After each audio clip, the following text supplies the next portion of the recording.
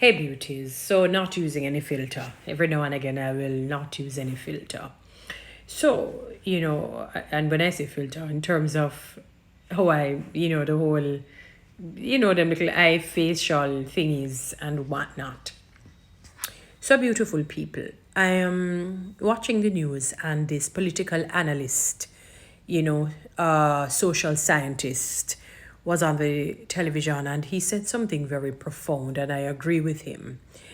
I don't remember his name, Dr. something or other.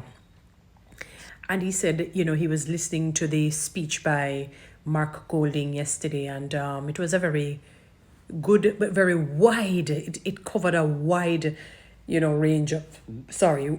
range of things, which I had, basically indicated that it was a lengthy kind of a speech, and he covered a wide range of things. And in him covering the wide range of things, he says politicians are known to say things and don't mean it.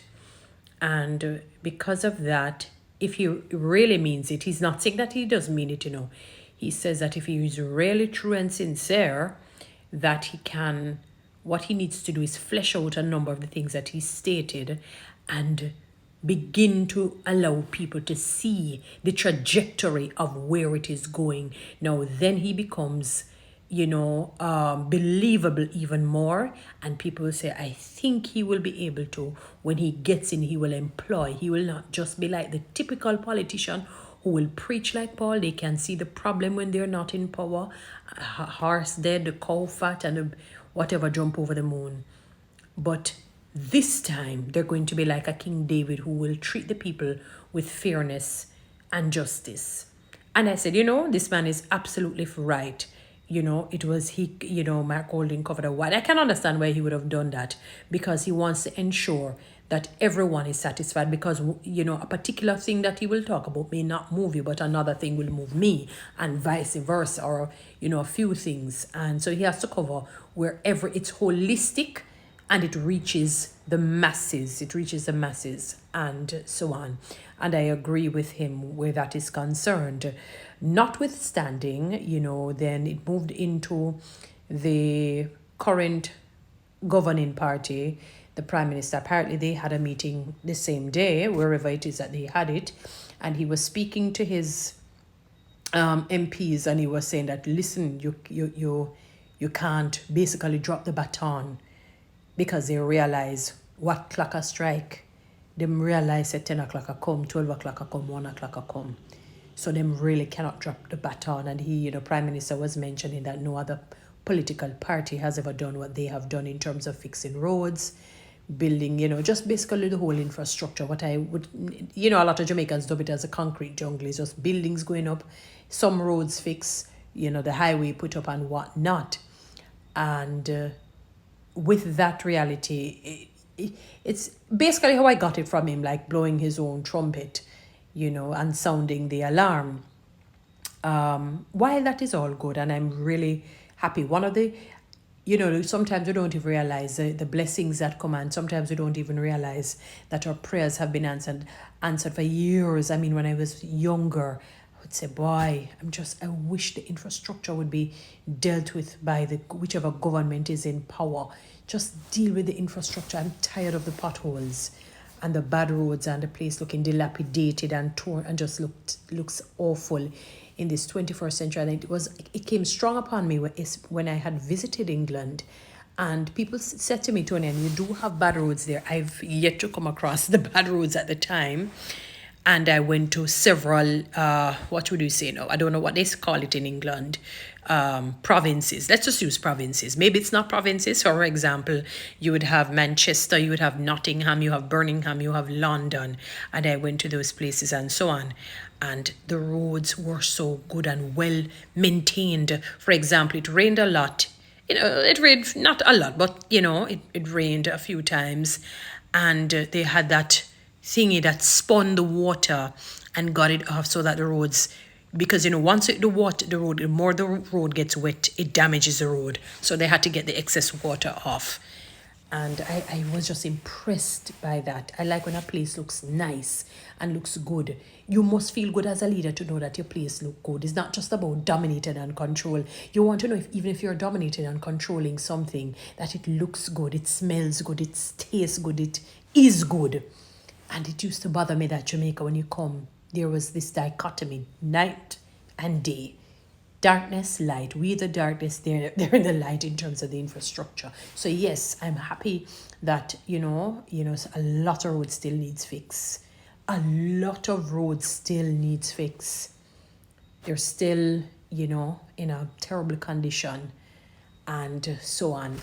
But it is almost like, no, let me not use that because it may be misunderstood. I was going to use a particular example, but I don't want the message to be lost every time they hear it. Can you imagine somebody cooking, what can I say now? Mackerel or sardine for breakfast, lunch, and dinner every day after day for months. Sardine coming through your eyes, sardine coming through your nose, sardines coming through your mouth, it's sardines coming through your ears, sardines coming through your belly button. That's the best way to put it. It is, you couldn't take it, you probably don't even want to hear the word sardine. You don't want to see the word. You don't even want to see the word. Can you imagine that? That is basically how it felt, when I heard the Prime Minister talking about, the roads, when public sector workers' salaries are indigent, wages are poor, wages are low. I was listening to the news and, Dr. Nigel Clark mentioned that, again, we're reviewing the tax threshold amount, but because they have to look at what is feasible. It is feasible to move it to the 3 million. It is feasible to move it. It is feasible to move it, sir. It is feasible to move it. I may not be an economist like you are. What's the other one? They're from the PNP, Andre Horton or whatever his name is. It is feasible to move it. Some people were even saying 3.5, but it's a 3 million. Because, we can't even speak in abundance in this country. If we just speak basic, a little bit above basic. It is feasible. It is feasible. It is feasible. Public sector workers' salaries need to change across the board. Lawyer, hear me. Well, you have, lawyers in the government sector. All, whether civil servants, all teachers, in terms of government, everybody in public sector, the salaries need improvement at its highest level. So it's not about telling them to drop the baton. You know where to steer that baton to. Public sector, workers is the largest workforce in this country. And majority are still dissatisfied to the core with low wages. See what Mark Goldin said? That him believe that some of the blue collar workers should become millionaires. I've never heard anybody say that except him. So whether a politician talk or no politician talk, him say it. Me no business what nobody want to tell me say. And he was the one who suggested moving it to 3 million, the income tax.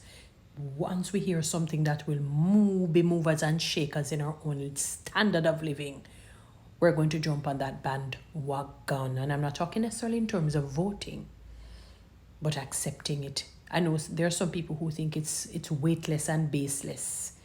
It's much more than that, But that's it's a pet peeve of mine. Just like how the infrastructure was a pet peeve of mine many years ago.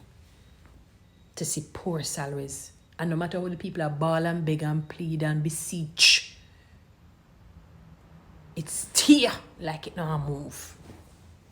So it's not just about dropping the ball.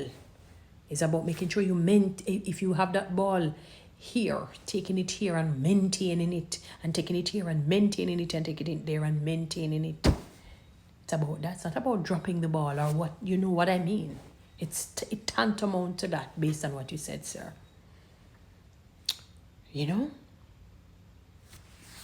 So, time will tell to see who is the truth teller. which side, whether the Green Lantern or Flash. We will see who means business for the Jamaican people. Guys, follow me on TikTok, subscribe to my YouTube channel, share this message.